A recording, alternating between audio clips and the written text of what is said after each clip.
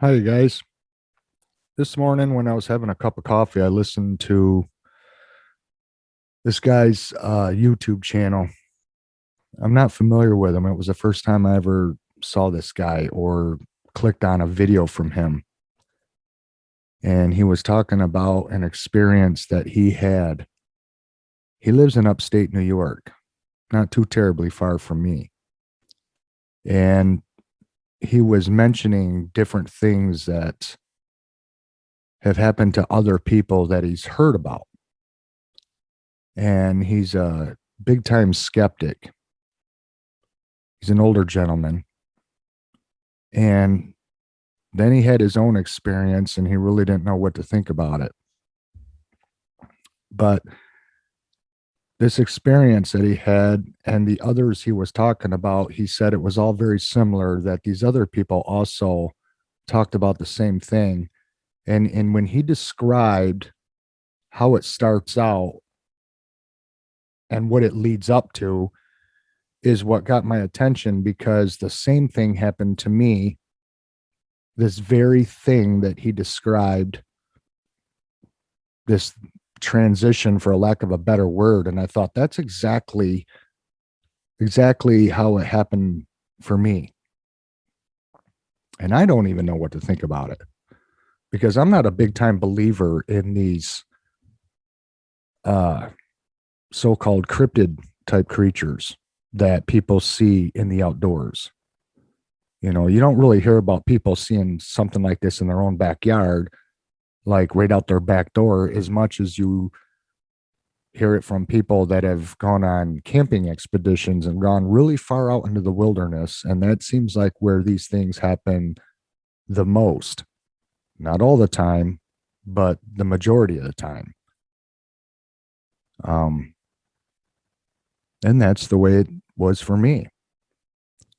Now, I've got a picture that I'm going to put in this video because this is the best description image that I could find on the internet, just to give you an idea of what I saw. And because it was obscured by green leaves and undergrowth in the forest, as this thing was running, it was the size of a dog, just like in this picture.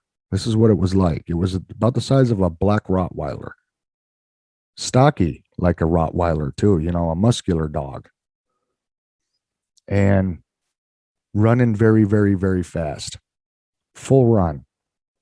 But because it was running through the undergrowth of the forest, little saplings and ferns, and you know how it is in a heavily wooded area.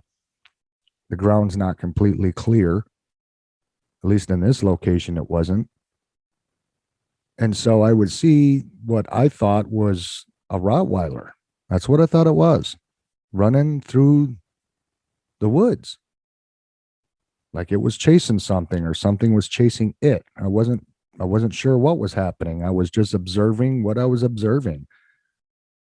But I never did get a clear image of its head. I didn't see the face of the dog, but it was the size of a dog running on all fours, like a bat out of hell through the woods, making all kinds of noise. The noise is what got my attention first. And then once I looked to where the noise was coming from, then I got the visual of this black four-legged animal, whatever it was, running through the woods. And I walked a ways from my campsite down to the bank, because there's a bank that goes down to a rural dirt road to get to the campground. And I was expecting this dog to just come shooting out onto the road and run across, and it didn't. Once it got to the road, it completely vanished. It did not stop and turn and run off in a different direction. It was just full run, full run, full run, and gone. And that was at Pineapple Junction, which is a very rural, small campground. No facilities there, no running water, no bathrooms, no electricity, no nothing. You bring in whatever it is you want to have while you camp.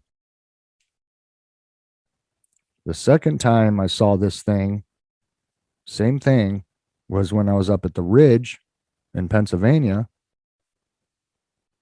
And I was on Site 100, which is one of the biggest sites in Loop E, which is in the very back of the campground. And they call it a ridge because it's like a plateau. And then from the campground in all directions, all the way around the campground, it just goes downhill down the mountain. So this place is right on top. And so in the back in Loop E, Site 100, you're right on the edge of that ridge to where it starts to slope and go downhill. And if you continue down the mountain, it'll take you all the way down to Johnny Cake and Handsome Lake. And I was talking to my sister-in-law because on this camp out, I had both of my brothers and their wives with me. And our chairs were around the campfire, and my one sister-in-law was sitting down and I was standing. I was facing her. Her back was to the woods. And as I was standing talking to her, out of my peripheral vision, I could see something really moving through the woods, probably not even 30 feet back. This thing was close, about as close as it was when I was at Pineapple Junction. And it was kicking up the leaves. It was running. It just appeared out of nowhere. There was nothing. And then all of a sudden, there it was. Boom. Now it's running. And as I looked, and I'm looking past my sister-in-law, she's still talking to me as this is going on. And I hear this thing and it's kicking up the leaves. And as it was running behind my sister-in-law, it started to get more almost upright, but like it was lurching out almost like a greyhound, to where it was starting to run on just its hind legs, like it was transitioning from running on all four to going up and then running on two legs. And then it was gone. And it was running fast, just like the first thing that I saw was jet black, and it looked like a dog. And this is what this guy was talking about. He says it starts out as a black dog with red eyes. Now, I didn't see no eyes either time when I was at Pineapple Junction or when I was up at Tracy Ridge. I didn't see the face of this thing. What I see is the body of it. And there's undergrowth at Tracy Ridge, just like there is at Pineapple Junction. However, it's not as dense. There isn't as much of it. Tracy Ridge is a little more open on the ground. But this thing was running full speed, and it was a blur because it was going so fast. And it went from right to left, running, towards like where you would go to head down to Johnny Cake or even down to Handsome Lake. It was running in that direction, and it started to go upright. And as it was getting upright, almost fully upright, just as it was getting there, it vanished. And some of the small plants and the ferns on the forest floor were still moving from where it ran through it. And then they just settled down and stopped. It was booking right through. That's twice I've seen this thing, two different locations. Once when it was on all fours and stayed on all fours, and then this time it was moving even faster, but this time it reared up and was actually running on just its hind legs. Its front legs weren't even touching the ground. And the damn thing looks like a dog, a weird dog, but that's what it looks like. Now, do I know what to make of that? No, because up until that point, in all the years that I've been camping, and I've been camping and being in the outdoors since I was 5 years old. My dad raised me that way, to be in the outdoors. We did a lot of fishing and camping together. My mom as well, my brothers and sisters. We were a family of outdoorsmen. Never in my life, up until this time when I saw this thing last year at Pineapple Junction, did I ever see anything like that before. Never have. And I've always done remote camping. But I'm the type of person to where when I see something like that, I'm just like, well, I don't know what that was, and so be it. I just let it go. It's not something I let disturb me. I don't really think about it too much, because I know through the experiences I've had in my life that weird things happen all the time. I've had weird stuff happen in my house. I don't have to be out in the woods to have a paranormal experience. I mean, I grew up with it. There was always weird things going on at home, and I've seen weird things happen in neighborhoods. You know, it's not just the forest, but I never saw something black like a dog running through the woods appear and disappear in full run like that before. But does it make me want to investigate it? No, because it's not something that feels good. It doesn't seem natural. It to me, it's like something of the dark side, and that's not something you want to chase. So when I see this thing, I just like, well, there it was again, and I don't know what that is, but I'm not looking for it. I don't want to see it again. I don't know what it is. I don't know anything about it. I don't even care if people believe me or not. If you spend enough time out in the woods, you will probably see something like this. Or maybe you have seen this thing. But to me, I don't want to know what it is. I don't want to investigate it or go looking for it. Because when I go out to the woods, I want to have a normal, enjoyable time. I don't want to turn it into like a witch hunt. I don't want to turn it into something where it's like, oh, I'm going to be, chasing some creature and turn it into like a paranormal trip. I want to be in the woods to relax and enjoy nature and have a good time, a pleasant time, a stress-free time. I don't want it to be something that's frightening, something weird, something unexplained. So when something like this happens when I'm camping, to me, it's like it ruins my camping trip. I don't want to see something like that. I know weird things out there exist all the time, all over the planet. But I'm the type of person that believes, you leave stuff like that alone. I don't know why things go on. I don't know why this world has to be so weird.